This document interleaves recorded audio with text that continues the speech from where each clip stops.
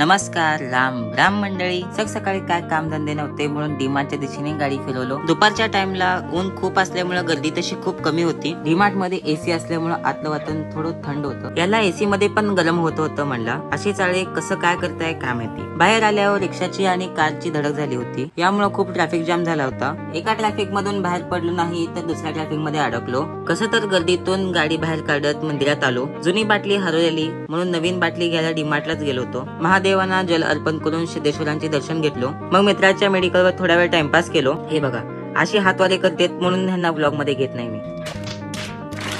आर्यनला भर उन्हात चहा प्यायची तलप लागलेली. मग MBA ला आलो. तसं MBAचं रिनोव्हेशनचं काम सुद्धा झालं होतं. चहा पित होतो तेवढ्यात जीतचा व्हिडिओ कॉल आला. म्हणला स्वामींचं दर्शन घे. माझा आवाज त्याला जात नव्हतं आणि त्याचा आवाज मला येत नव्हतं. कसं तर स्वामी महाराजांचं दर्शन घेतलो. श्री स्वामी समर्थ म्हणून कॉल कट केलो. मग तिकडून आलो कपडे शिवायला. घरात प्रतिमा लावायचे होते त्याच्यासाठी खाली लावायला पट्टी आणायची होती. मग आलो बाळवेस मध्ये पट्टी घेतलो आणि घराच्या दिशेने निघालो. पट्टीला सावकाश घरी पोहोचलो आणि आजचा व्लॉग इथंच संपवलो. भेटूया नेक्स्ट व्लॉग मध्ये. Thanks for watching.